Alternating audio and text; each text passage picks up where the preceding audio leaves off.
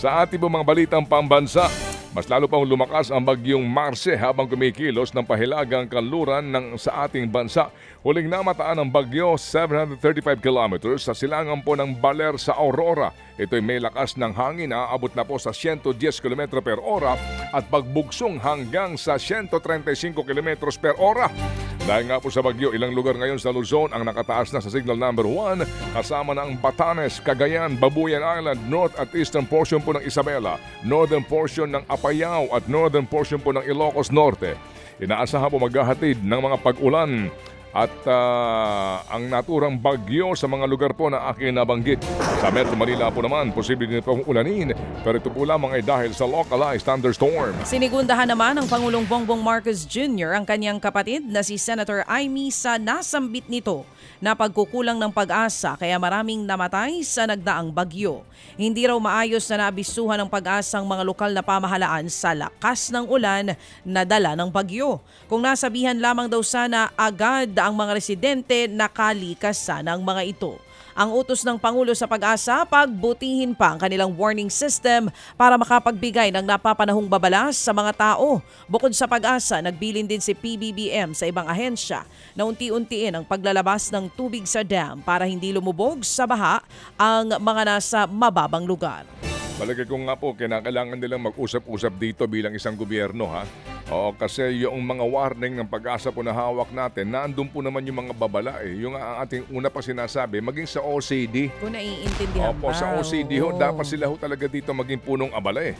O yung OCD na naiintindihan ba yung mensahe? Kasi pag hindi naiintindihan, baguhin po yung messaging. But the warning is there.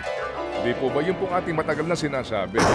Siguro palagay ko po, sir, mag-usap-usap po kayong lahat para humapagbuti po ito at hindi po lamang ito sa Pag-asa kung hindi maging sa OCD at higit sa lahat po sa mga LGUs na unawain po ang mga mensaheng ito. Samantala po naman sinusulong ngayon sa Kamara ang panukalang batas para po sa mas makataong paraan sa war on drugs. Kasabay nga po ng pagbabalik sesyon, isinimiti rin sa Kamara ang Public Health Approach to Drug Use Act o KIAN Bill.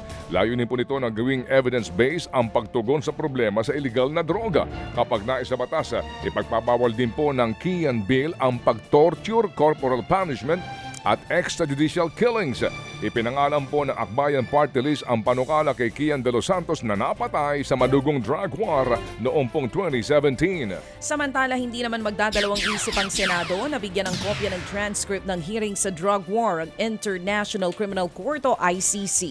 Ayon kay Senate President Jesus Cordero, bibigyan nila ng kopya ang ICC ng transcript ni dating Pangulong Duterte basta valid ang kanilang rason. Matatanda ang personal na dumalo si Duterte sa pagdinig ng Senate Blue Ribbon Committee. Marami siyang inamin tungkol sa drug war gaya ng umano'y Davao Death Squad at ang paghihikayat sa mga suspect ng droga na manlaban para mapatay ang mga ito. Under oath ang dating Pangulo sa hearing, kaya una na rin sinabi ng kaalyado niyang si Senator Bato de la Rosa na pupwede itong magamit sa korte laban sa kanya. Sa ilang pang tampok na balita, naglunsad po naman ng panibago pong military exercise ang AFP para depensahan ang ating teritoryo. Ayon po sa AFP, hindi sila magtataka kung oobserbahan sila ng China. Pero wala raw hong pakialam ang militar kung mamanmanan man sila ng Beijing. Nakatuon ang Dagit Pa multi-service exercise sa pagsasanay po sa himpapawid, karagatan at kalupaan. Higit 3,000 sundalo po mula sa iba't ibang sangay ng AFP ang kalahok dito.